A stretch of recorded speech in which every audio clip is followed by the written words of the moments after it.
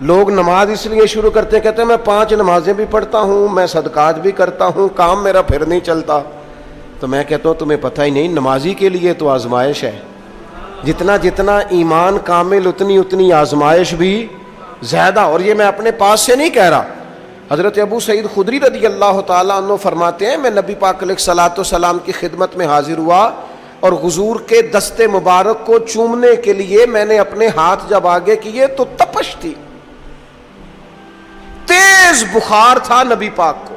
تو حضرت ابو سعید خدری رضی اللہ تعالیٰ عنہ ارشاد فرماتے ہیں کہ میں نے، یہ سنن ابن ماجہ میں موجود ہے، فرماتے میں نے عرض کیا یا رسول اللہ صلی اللہ علیہ وسلم اتنا تیز بخار؟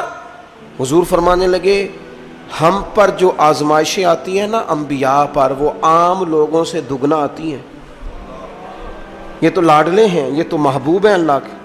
فرمایا عام لوگوں سے دگنی آزمائش آتی ہے، لیکن فرمایا ہمارا رب بڑا کریم ہے، ہمیں اجر بھی ڈبل ہی عطا کرتا ہے، ہمیں اجر بھی ڈبل ہی عطا کرتا ہے۔ تو حضرت ابو سعید خدری کہتے ہیں موقع اچھا تھا، میں نے ایک سوال بھی کر دیا، میں نے کہا یا رسول اللہ صلی اللہ علیہ وسلم بتائیے نا بھلا دنیا میں زیادہ آزمائشیں کن کو آتی ہیں؟ تو حضور فرمانے لگے سب سے زیادہ آزمائشیں اللہ کے انبیاء کو آتی ہیں، نبیوں کو آتی ہیں۔ حضور اس کے بعد فرمایا اس کے بعد جو ان کے زیادہ قریب ہوتا ہے اسے آتی ہے۔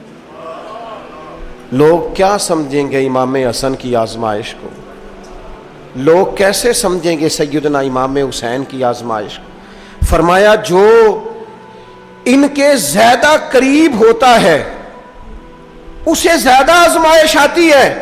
تو حضور کے سب سے قریب تو امام حسن ہے نا، امام حسین ہے نا، تو کیا سمجھتا ہے قربت بس نسبت کے اظہار کا نام ہے اور بڑے لطف کے ساتھ زندگی گزارنے کا نام ہے؟ تو نبی پاک علیہ الصلوۃ والسلام نے فرمایا بات بڑی مزے کی ہے، فرمایا پھر اللہ کے بعض بندے تو ایسے ہوتے ہیں جنہیں اللہ فقر میں مبتلا کر دیتا ہے، فرمایا ان کے پاس صرف ایک چادر رہ جاتی ہے، اتنا فقر ان کے پاس آتا ہے، لیکن جو حدیث کے آخری لفظ ہیں نا وہ وجد والے ہیں، وہ وجد والے ہیں، وہ سرور والے ہیں۔ ہمارا یہ مزاج ہوتا ہے کہ میٹھا میٹھا کھا جاؤ اور ذرا کڑوا آ جائے تو سویرے بھی رو شام بھی رو، حال ہی کوئی نہیں، غریبی بڑی، پریشانی بڑی، حضرت صاحب گھر سے بیماری جاتی نہیں، اور جناب کیا بتائیں بعض لوگ تو ایسے ہیں جن کی بات سن کے لگتا ہے زندگی میں کبھی سوئے ہی نہیں، اتنے بڑے بڑے دکھ سناتے ہیں۔ او خدا کی رحمت کا بھی تو ذکر کرنا، خدا نے جو تیرے اوپر انعامات کیے ان کا بھی تو ذکر کرنا، ان کا تذکرہ ہی نہیں کر رہا میرا بھائی۔ نبی پاک علیہ السلام نے فرمایا ان لوگوں پر دکھ آتے ہیں پر قربان ہونے کو جی چاہتا ہے ان لفظوں پر۔ حضور فرمانے لگے وہ رب کی طرف سے آنے والے دکھ پر بھی اس طرح راضی ہوتے ہیں جس طرح تم میں سے کوئی راحت ملنے پر راضی ہوتا ہے، سکون والی چیز ملنے پر جس طرح تم راضی ہوتے ہو اس طرح وہ دکھوں پر بھی راضی ہوتے ہیں۔ دکھ قبول محمد بخشا، دکھ